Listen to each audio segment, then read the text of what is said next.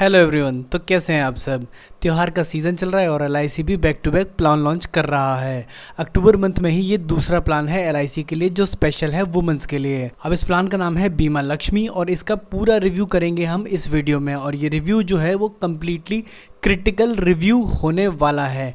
तो क्योंकि critical review को एलआईसी के एजेंट्स बिल्कुल भी पसंद नहीं करते, तो आप मेरी इस वीडियो को यही लाइक कर दीजिए ताकि ये वीडियो ज़्यादा से ज़्यादा लोगों तक पहुँच सके। तो प्लान के पैम्पलेट में सबसे ऊपर हमें लिखा देखने को मिलता है, छोटी बचत को बड़ा बनाएं और बीमा भी पाएं, है ना। अब ये प्लान जो है ना स्पेशली वुमेंस के लिए बनाया गया, तो आपको इसमें वुमेन की फ़ोटो भी देखने को मिलती है और प्लान का नाम है बीमा लक्ष्मी, है ना। महिलाएं घर की लक्ष्मी होती हैं इसलिए।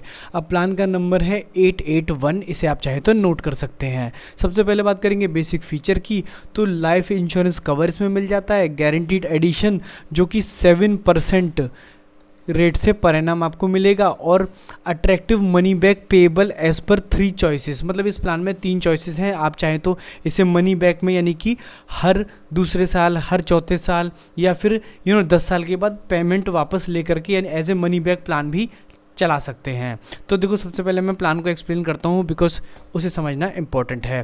तो स्पेशली डिज़ाइन फॉर फीमेल, है ना, ये प्लान है और इसमें जो मिनिमम प्रीमियम से जिस इस प्लान को आप स्टार्ट कर सकते हैं वो है 34,480 रुपये सालाना। हर साल आपको इतनी प्रीमियम देनी पड़ेगी और इस प्रीमियम को आप 10 साल तक के लिए पे करते हैं, है ना, क्योंकि हमने ये प्रीमियम पेमेंट 10 साल के लिए चुना है ना। प्लान का जो पीरियड है वो है 25 साल।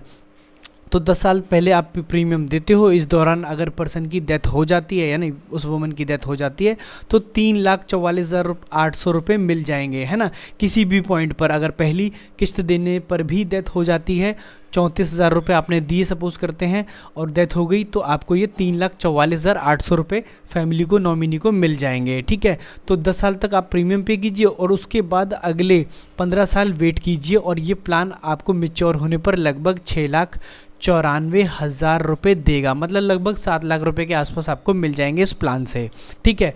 तो अब बात उठती है कि इसका जो 7% का गारंटीड एडिशन आपको हर साल मिल रहा है ना, तो ये कितना एक्चुअली परसेंट बनता है आपके रिटर्न का। मतलब यानी आपको एक्चुअली कितना रिटर्न परसेंटेज मिल रहा है। मतलब अगर आप एक एफडी में इतना पैसा डालते तो कितना पैसा वहाँ बन जाता वर्सेस कितना पैसा इस प्लान में बना है, ये डिसाइड होता है रेट ऑफ इंटरेस्ट के परसेंटेज से। हमें निकालना पड़ता है इंटरनल रेट ऑफ रिटर्न, है ना। उसी के बेस पर हम जान पाते हैं कि कोई भी पॉलिसी का प्लान फ्रूटफुल है कि नहीं। तो एज ए बीमा अगर हम इसे देखें तो ये ना 10 साल तक तो बीमा कारगर लगता है, क्योंकि 34,000 रुपये की जो किस्त है वो 10 साल तक देने के बाद ऑलरेडी आप 3,44,000 रुपये दे चुके हो, है ना, 10 साल में।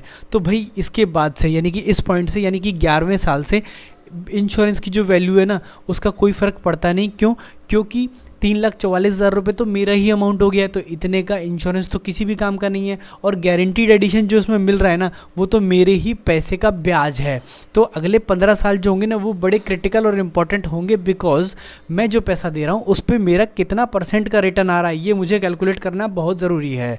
तो चलो आगे से करते हैं। पहले कुछ बेसिक सी फीचर्स उनके बारे में और बात कर लेंगे और फाइनली वर्डिक्ट लेंगे यानी कि डिसीजन बनाएंगे कि ये प्लान अच्छा है कि नहीं, ठीक है। क्रिटिकल रिव्यू है तो थोड़ी चीज़ें हो सकता है एलआईसी के एजेंट्स को बुरी भी लगें। मिनिमम एज जो है ना वो 18 साल से इस प्लान को स्टार्ट किया जा सकता है। मैक्सिमम 50 साल के फीमेल के लिए भी इस प्लान को ले सकते हैं। प्लान को मिनिमम 25 साल चलाना पड़ेगा। तो भाई ध्यान रखना कि अगर आप कंसिस्टेंटली प्रीमियम दे सकते हो तो ही इस प्लान को ऑप्ट करना। 7 साल तक 15 साल के बीच में आप किस्तें चुन सकते हो इतने पीरियड की प्रीमियम के लिए, ठीक है। बेसिक सम एश्योर्ड इसका कोई काम नहीं है, क्योंकि जो प्लान है उसमें डेथ का सम एश्योर्ड मैटर करता है जो कि 3,44,000 रुपये है और प्रीमियम जो दे रहे हो वो मिनिमम 34,000 रुपये सालाना है, जो कि लगभग 2,800 रुपये पर मंथ आपको पड़ जाएगा, ठीक है।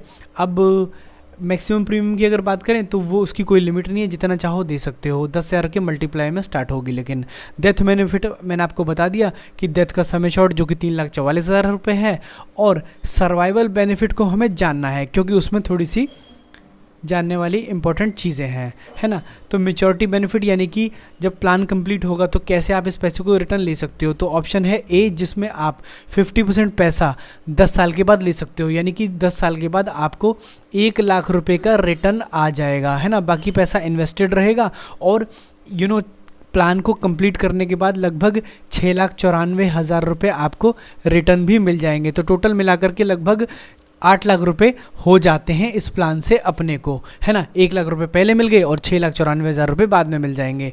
तो 8 लाख रुपए लगभग इस प्लान से अपने को मिल जाते हैं सर्वाइवल के केस में, ठीक है, अगर बचे रहे 25 साल तक इस प्लान को पूरा किया तो। दूसरा है प्लान ऑप्शन बी, जिसमें 7.5% है ना, 2 लाख रुपए का 7.5% लगभग 15,000 रुपये के आसपास आप हर 2 साल बाद वापस ले सकते हो। ये एक मनी बैक प्लान की तरह है, बीच बीच में पैसा वापस आता रहेगा, बट इसका कोई खासा मुझे दोनों का फ़ायदा लगा नहीं, तो इन्हें लेने से कोई बेनिफिट भी नहीं है, ठीक है। एक इलस्ट्रेशन से समझते हैं कि इस प्लान को जब हम लेंगे तो हमें पैसा किस तरीके से वापस आएगा। तो 34,000 रुपये की किस्त है, 10 साल के लिए मैंने प्रीमियम देना डिसाइड किया, 25 साल का प्लान है, 35 की इस पर्सन की एज है, ईयरली पेमेंट कर रहा है, ठीक है। अब देखो ये हो गया इसका इंश्योरेंस का वैल्यू, यानी कि अगर ये एक्सपायर होता है तो इतना पैसा तो मिनिमम मिल जाएगा गारंटीड एडिशन के साथ। अब देखो इसकी किस्तें देख लो, 34,000 रुपये दिए जा रहे हैं, जो कि कुमुलेट होते होते होते 10 साल में 3,44,000 रुपये उसने खुद पे कर दिए। अब इसके बाद कोई किस्त नहीं देनी है, प्राइस आपको यहाँ पर पैसा जो है वो सेम दिख रहा होगा, मतलब यानी आगे कोई किस्त चुकानी नहीं है। 10 साल तक अपन ने किस्तें चुकाई। ये गारंटीड एडिशन है जो कि 7% फिक्स है। अब फिक्स का क्या मतलब है, यानी कि ये चक्रवृद्धि ब्याज नहीं है, कंपाउंडिंग इंटरेस्ट नहीं है। अगर ये कंपाउंडिंग इंटरेस्ट इसका कैलकुलेट किया जाए ना तो वो कुछ 5.95 आएगा, जो कि ना पोस्ट ऑफिस से कम है, क्योंकि अभी प्रेजेंटली रेकरिंग यानी कि आवर्ती जमा खाता में पोस्ट ऑफिस लगभग 6.7% का इंटरेस्ट रेट ऑफर कर रहा है, जो कि 5 साल के लिए मिनिमम आप प्लान ले सकते हो, ठीक है।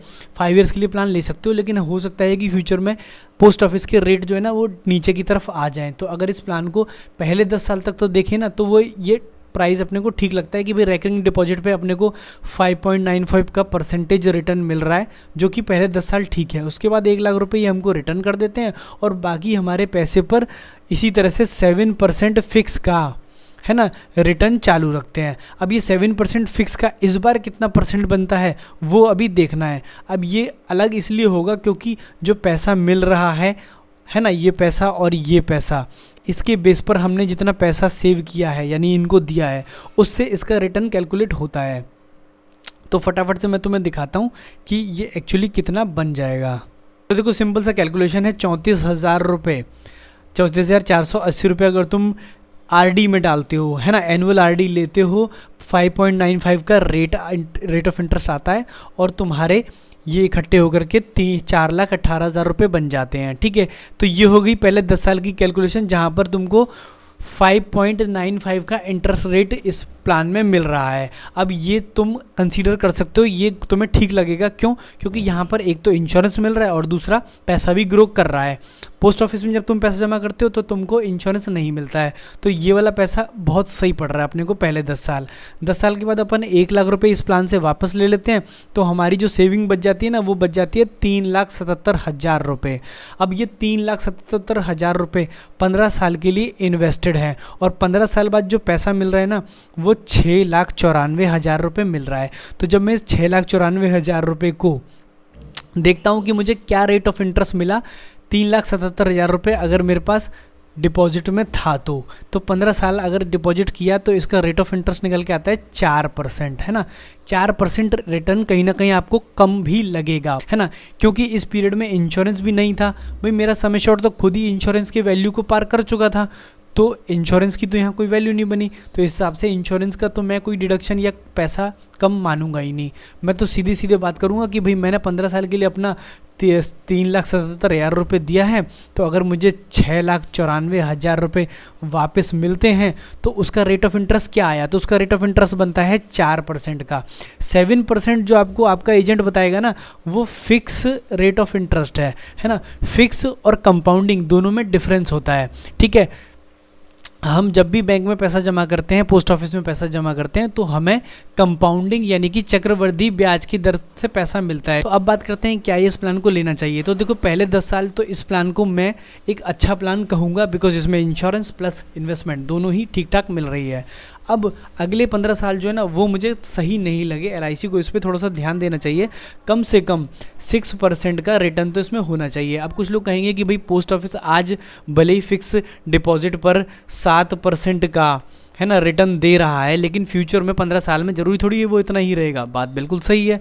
लेकिन इंपॉर्टेंट ये भी है कि जब तक दे रहा है तब तक तो मैं ले लूँ। अगर अभी पोस्ट ऑफिस 7 दे रहा है तो हो सकता है अगले साल 6.5 दे दे, अगले 5 साल बाद 6.5 दे दे, है ना, उसके बाद अगले 5 साल बाद 6% दे दे, उसके बाद बहुत नीचे आ जाए तो 5.5 कर दे, फिर भी तो मुझे सादा का रिटर्न मिलेगा, है ना। आपको इस प्लान के बारे में क्या लगता है कमेंट सेक्शन में ज़रूर बताएं। साथ ही कैसी लगी ये वीडियो वो भी कमेंट में बता सकते हैं। चाहे तो वीडियो को लाइक कर दें और चैनल को सब्सक्राइब कर लें। Thank you so much.